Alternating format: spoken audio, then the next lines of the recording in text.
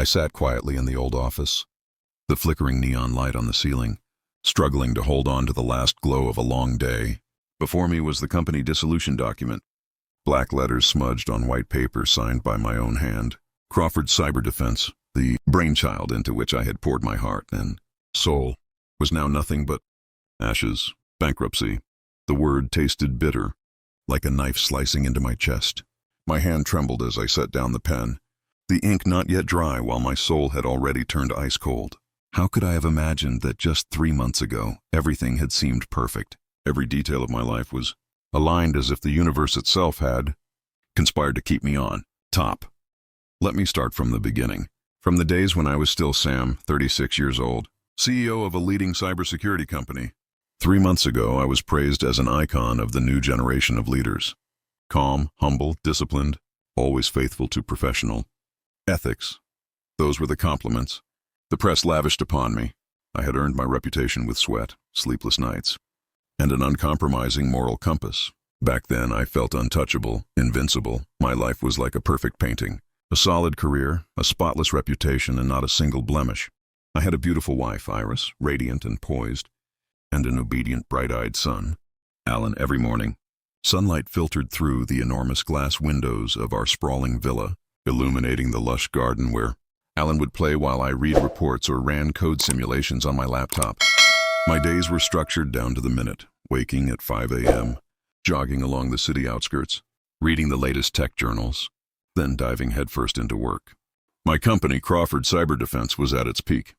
We specialized in developing security, software that protected major corporations from hackers, cybercrime, and corporate espionage. Revenue soared, stock prices rose, and I was invited to speak at conferences worldwide. Life felt unbreakable, like walking through a dream that the universe had painted just for me. Believed that my discipline, ethics, and unwavering focus were the pillars of my success. Never cutting corners, never taking credit for others' work. Always transparent, always honest. I had convinced myself that doing the right thing would always pay off. And for a long time, it had. But life, I learned, is crueler than even the worst boardroom betrayal. Disaster arrived swiftly, a storm out of nowhere. It was a Wednesday afternoon, the air heavy with the scent of rain, when my phone rang during a meeting with the executive board. My secretary's voice trembled. "Sir, there's a letter from the court." The envelope in my hand seemed heavier than lead. As I tore it open, time slowed. The words on the page were an assault. Crawford Cyber Defense was accused of financial fraud, accused of stealing software source code from a competitor. My head spun. My heart raced. The accusations weren't just a legal nightmare. They were an attack on the very essence of who I was. Every principle I had lived by, every sleepless night, every sacrifice for integrity, was now weaponized against me. I sank into the leather chair, staring at the black letters that blurred through my tears. How could this happen? My mind raced, recalling every board meeting, every handshake, every promise. Was it a setup, a betrayal from inside? Or was the world simply cruel, punishing me without reason? And then, as if fate itself was mocking me, the messages began to pour in. News alerts, emails, calls. My parents, who had always held me as their golden son, now looked at me with cold, questioning eyes. "How could you let this happen, Sam?" Their voices, once warm, now cut sharper than the court's judgment. My wife Iris, whose eyes I had trusted more than anyone else's, avoided my gaze. And Alan, my little boy. He sensed the tension, the fear. That innocent face, once so full of wonder, now shadowed by confusion. In that moment, I understood the cruelest truth.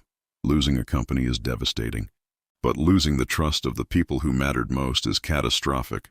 Everything I had built, reputation, wealth, love, was crumbling. And the hands I had extended in trust were the ones ready to push me into the abyss. I thought back to 3 months ago, laughing in the boardroom, shaking hands, signing deals. I remembered Iris brushing my hair back during our rare quiet evening, Alan's laugh echoing in the villa, my employees cheering for another successful quarter.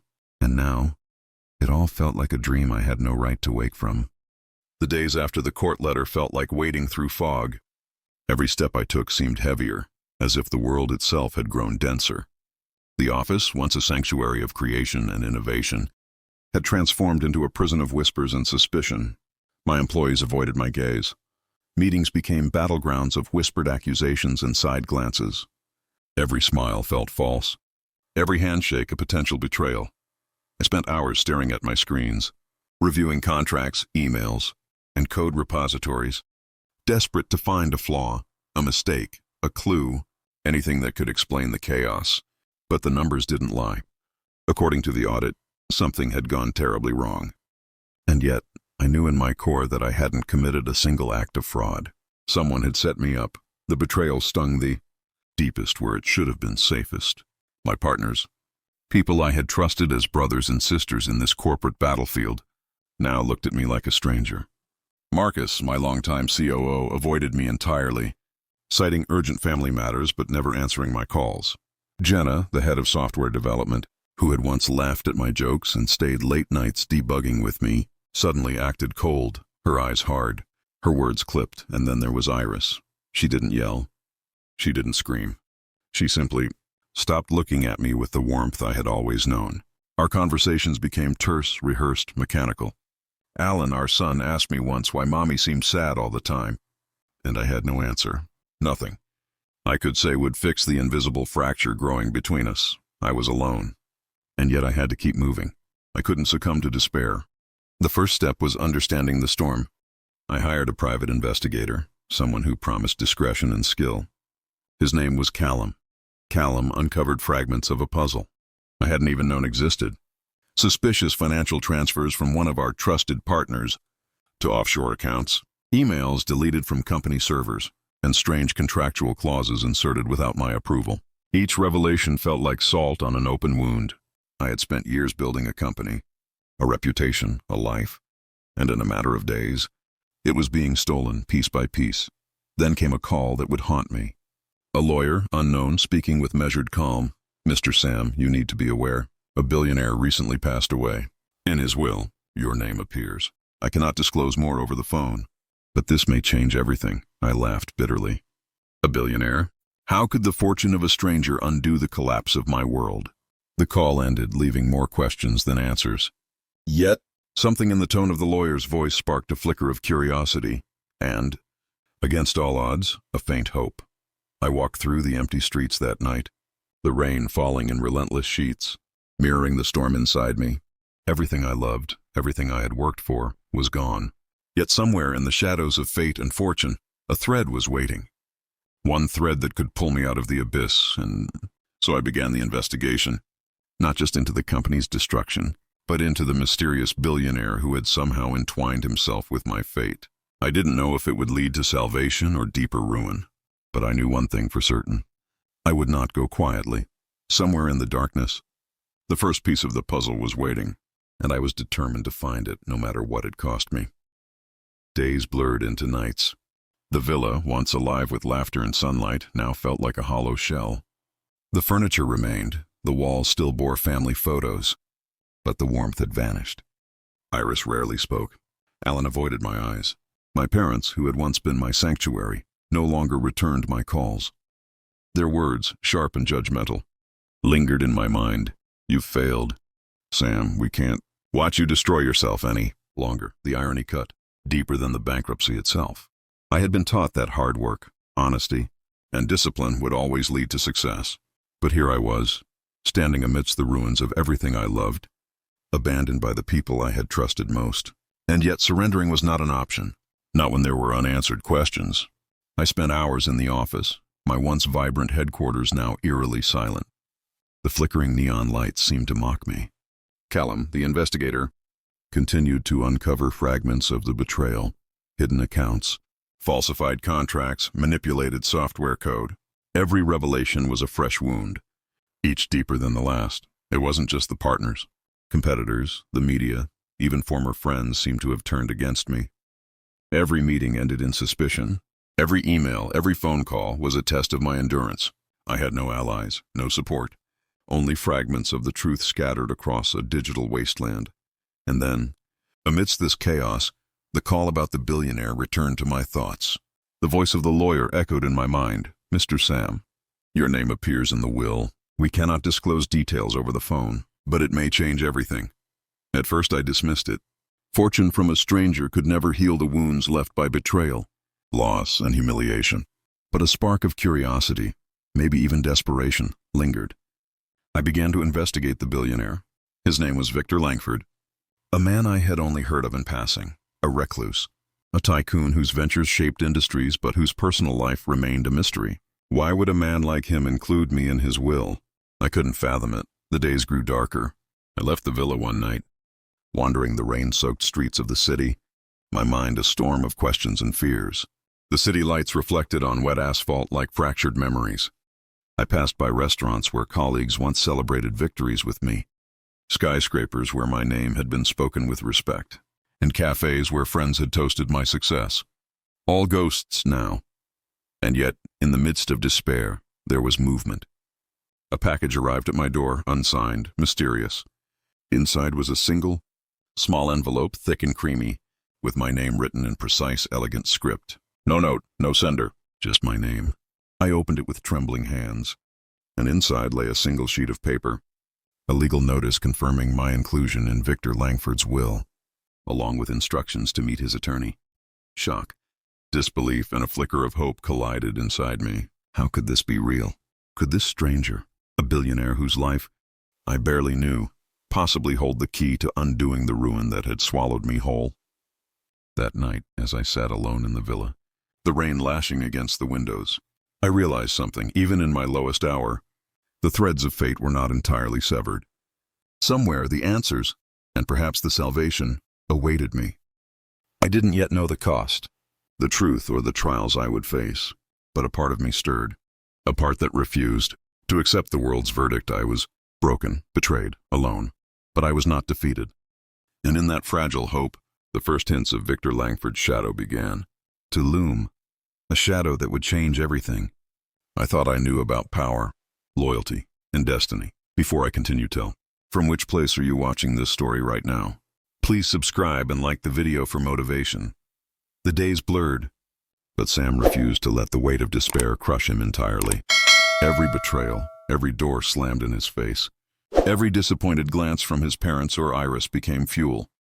He knew he could no longer remain passive. The world had tried to break him. Now it was time to strike back, to reclaim even a fraction of what had been stolen. The first step was clarity. Sam pored over the evidence Callum had gathered. Offshore accounts, suspicious transfers, deleted contracts. Each detail hinted at careful orchestration. Someone had wanted him to fail, and they had chosen precision over chance. It wasn't a random collapse. It was a calculated hit, and Sam's mind, sharp as it had always been, began piecing together patterns, tracing the threads back to people he had trusted the most. Marcus, his COO, had been the first red flag. A man Sam had considered a friend, a confidant, now acting like a stranger. A single slip in Marcus's emails revealed unusual financial instructions. It was enough. Sam confronted him in a private, tense meeting. Marcus's mask fell immediately. You think you can prove anything? Marcus sneered, the arrogance of a man untouchable finally cracking. The board knows who you really are, Sam. Maybe it's time you accepted that. Sam's reply was calm, measured, but lethal in its certainty. You underestimated me, Marcus, and that's your first mistake. Meanwhile, Callum discovered another anomaly, an encrypted file hidden deep within the company's servers, untouched by prying eyes. Sam spent nights decoding it, the glow of his laptop reflecting in tired eyes until the truth emerged. It wasn't just corporate sabotage. Someone had orchestrated the fraud, set the legal trap, and manipulated evidence to destroy Crawford Cyber. Defense from within. The realization struck him. His downfall was personal. Someone wanted to punish Sam, but the question remained, why? Then there was the matter of Victor Langford. Sam's curiosity and cautious hope had not dimmed. He arranged a meeting with Langford's attorney, a meticulous woman named Helena, whose reputation for discretion was legendary. She didn't smile when he walked into her office. She didn't offer platitudes. She simply handed him a thick envelope. Inside were documents that would change everything. Victor Langford had been following Sam's career for years. Every innovation, every ethical choice, every risk he had taken, Langford had noticed. In fact, years ago, a major cyber attack threatened one of Langford's companies, and Crawford Cyber Defense, under Sam's leadership, had quietly thwarted it. Victor never revealed his identity or involvement. but he had never forgotten. "You're here because your integrity mattered," Helena said softly. "Victor believed in you before the world did. That belief is now yours to claim, should you prove you still deserve it." Sam felt a chill. The envelope contained not only proof of Langford's admiration, but also instructions, a legal pathway to reclaim his company, access frozen accounts, and even leverage a portion of Langford's fortune, but only if Sam acted decisively, exposing the conspiracy that had destroyed him. That night, Sam sat in his office, reviewing the files, feeling a mix of disbelief and exhilaration. The betrayal, the humiliation, the abandonment, all of it now had a purpose. He would not simply recover. He would rise, dismantle those who had wronged him, and rebuild his life stronger than before. For the first time since the collapse, Sam slept not in despair, but in anticipation. The fight had begun, and somewhere in the shadows, Marcus, Jenna, and the others were about to discover that Sam was no longer the man they had underestimated. The billionaire's hand was hidden for now, but its influence was unmistakable. Sam understood one truth with clarity: his redemption would not come quietly. It would be precise, relentless, and undeniable. The next morning, the sun rose over the city with a brilliance Sam hadn't noticed in weeks. The villa remained silent, the emptiness still pressing against him, but inside a fire had been lit. Armed with Callum's evidence and the instructions from Victor Langford's will, Sam began to move with precision, each step calculated, each decision deliberate. The first target was Marcus. The man had assumed Sam's collapse would silence him forever. But Marcus hadn't accounted for Sam's meticulous mind. Every transaction, every forged contract, every attempt to manipulate the board was documented, time-stamped, and ready for exposure. Sam scheduled an emergency board meeting, under the guise of discussing company stabilization, while Callum prepared a full dossier detailing the fraudulent activities. As the board convened, tension filled the room. Marcus, confident and smug, didn't notice the storm gathering around him. Sam presented the evidence slowly, deliberately, letting each damning document speak louder than words. The room went silent. Shock, disbelief, and panic rippled through the board. Marcus's facade cracked. He tried to deny, to deflect, but the evidence was irrefutable. Colleagues who had once looked away now stared with awe at the man they had underestimated. "This is just the beginning," Sam said calmly, his voice steady, carrying the weight of someone reborn from betrayal. "You thought you could destroy me, take everything I built. But truth has a way of finding its path." Next came the media. Sam, knowing that public perception was as crucial as legal victory, released carefully curated statements and evidence, showing the conspiracy in full. The narrative shifted instantly. The fallen CEO was no longer a victim of incompetence or negligence, but of a calculated sabotage. Sympathy poured in from former clients, employees, and investors. The momentum began to tilt, yet the real turning point came when Sam acted on Victor Langford's instructions. Using the legal channels outlined in the will, he gained access to previously frozen accounts, including assets held in trust. The resources allowed him to stabilize Crawford's cyber defense, pay off obligations, and rebuild infrastructure destroyed by the conspirators. Even Iris, hesitant at first, began to see the change. She watched as Sam moved with calm authority, as he reclaimed control, proving that his principles had not faltered despite the storm. Alan, sensing his father's renewed strength, smiled again, a fragile, hopeful smile, but one that lit the darkness of the villa. Yet, Sam knew this was not the final battle. Marcus and the others were cornered, yes, but desperate men are the most dangerous. He would need every ounce of strategy, patience, and moral clarity to see this through. And he wasn't alone. Victor Langford, though still a shadowy figure, had provided not only the tools but also a silent affirmation. Sam's integrity mattered, and with it came power beyond the ruins of betrayal. That night, Sam sat in his office looking over the city skyline. The rain had stopped, leaving streets gleaming like polished glass. He thought of the past months, the collapse, the rejection, the isolation, and felt the first taste of victory. It was sweet, but tempered by the knowledge that true redemption required more than winning a battle. It required reclaiming his life entirely, and somewhere, in the hidden corridors of influence and power, Victor Langford watched silently, guiding the pieces on a chessboard that only Sam was beginning to See, Sam was no longer the broken man from 3 months ago. He was alert, aware, and ready. The storm had passed, but the war for his destiny had only just begun. Sam had grown sharper in the weeks since the collapse. Every betrayal, every deceit, every manipulated document had been studied, analyzed, and cataloged. The shadows that had once threatened to consume him were now maps, leading to the truth. He was no longer reacting. He was anticipating, controlling, and orchestrating the inevitable reckoning. Marcus, Jenna, and the remaining conspirators had grown bold, believing Sam had been silenced. They didn't notice the quiet changes, the way Sam now moved through the company with authority, even when absent, the way every email, call, and decision had been meticulously planned to corner them. The breakthrough came late one night. Callum discovered encrypted communication between the conspirators and a shell company overseas, revealing the full scope of their plan, siphoning funds, fabricating audits, and orchestrating the court case. It was bigger than Sam had imagined. They hadn't just wanted to ruin his career. They had wanted to erase every trace of Crawford's cyber defense, pocket millions, and escape unscathed.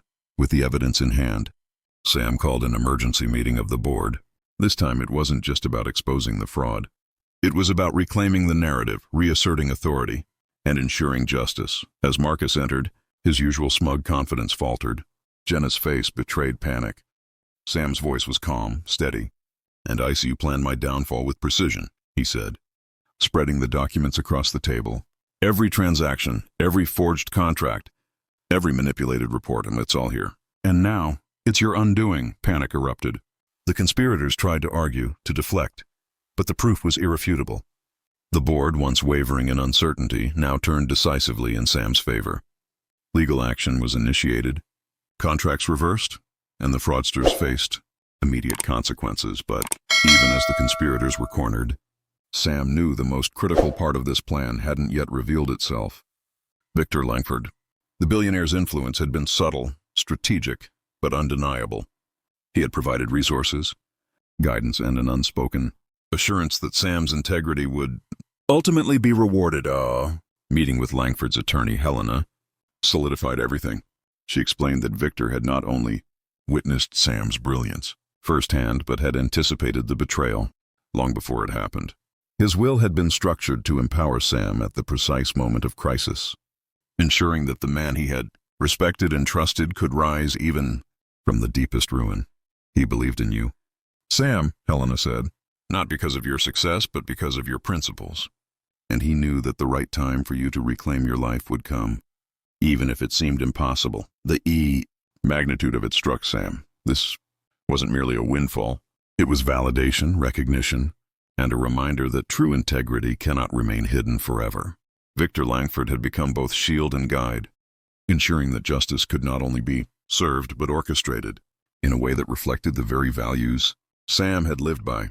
That night, Sam stood on the rooftop of Crawford's cyber defense, looking out over the city lights. He thought of the months that had passed, the collapse, the betrayal, the isolation, the fights, and the painstaking climb back. Every obstacle had shaped him, honed him, and prepared him for this exact moment. He was no longer the man who had trembled over a court letter. He was a leader, sharpened by fire, ready not just to reclaim what had been stolen, but to create a future stronger than he had ever imagined. And somewhere, in the quiet corridors of power, Victor Langford watched. Satisfied that his choice had been justified, the storm was over. The conspiracy had been unmasked. And yet in that calm, Sam understood that the final act, the ultimate redemption, was still ahead. The dawn broke over the city like a promise. After months of despair, betrayal, and relentless struggle, Sam stood in his office, sunlight streaming through the glass windows, illuminating the polished floors of Crawford Cyber Defense. But it wasn't just the office that had changed. It was Sam himself.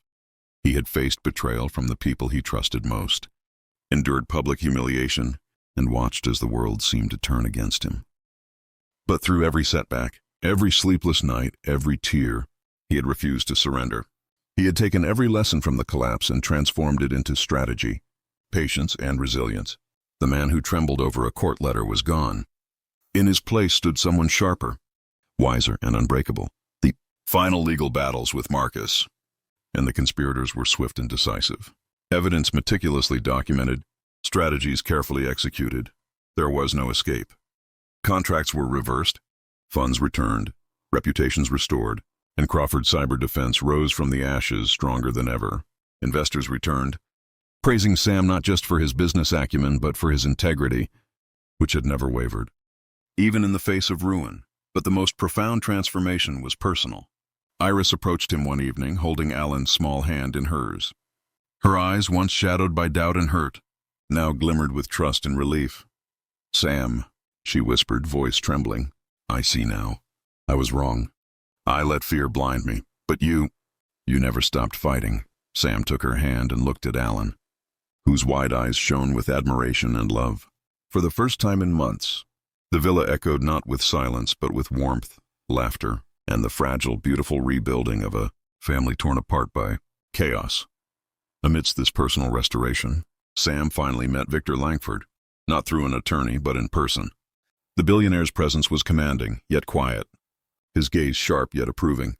"I've been watching," Victor said, his voice deep and measured. "Years ago you saved one of my companies from ruin, without recognition or reward. I never forgot. When the storm came, I wanted to ensure that someone of integrity would have the chance to rise again, not just survive, but thrive." Sam listened, a mix of awe and gratitude stirring within him. Victor's will had been more than financial support. It had been a blueprint, a lifeline, giving Sam the tools, guidance, and timing to reclaim everything stolen from him, while proving that integrity and perseverance could not be defeated. "Why me?" Sam asked quietly. "Because the world needs people like you, Sam," Victor replied. "People who lead with ethics, courage, and vision. You proved that even in the darkest hours, the right choices have power." Months later, Crawford's cyber defense was not only restored but thriving beyond imagination. Sam's leadership became legendary. His story of betrayal, resilience, and redemption spread across media, inspiring thousands. Yet he never forgot the lessons learned in despair. Trust cautiously, fight strategically, and never let the world convince you that integrity is weakness. One evening, standing on the balcony of the villa, Sam watched Alan play in the garden. Iris leaned against him, her head resting on his shoulder. The city stretched before them, alive with possibilities. The trials of the past had left scars, but they had also forged strength, wisdom, and an unshakable bond between family, values, and purpose. In that quiet moment, Sam realized that life had not just restored him, it had transformed him. Victor Langford's shadow had guided him, but it was Sam's resolve, courage, and integrity that had built the future. The billionaire's will had changed everything. Yes, but the true change had come from within himself, and as the sun dipped below the horizon, bathing the city in golden light, Sam smiled. The storm was behind him, the conspirators exposed, the family healed, the company stronger than ever, and the man who had once trembled over a letter from the court now stood unshakable, ready to face whatever challenges the future held, with integrity, courage, and the knowledge that even the darkest moments could give birth to triumph.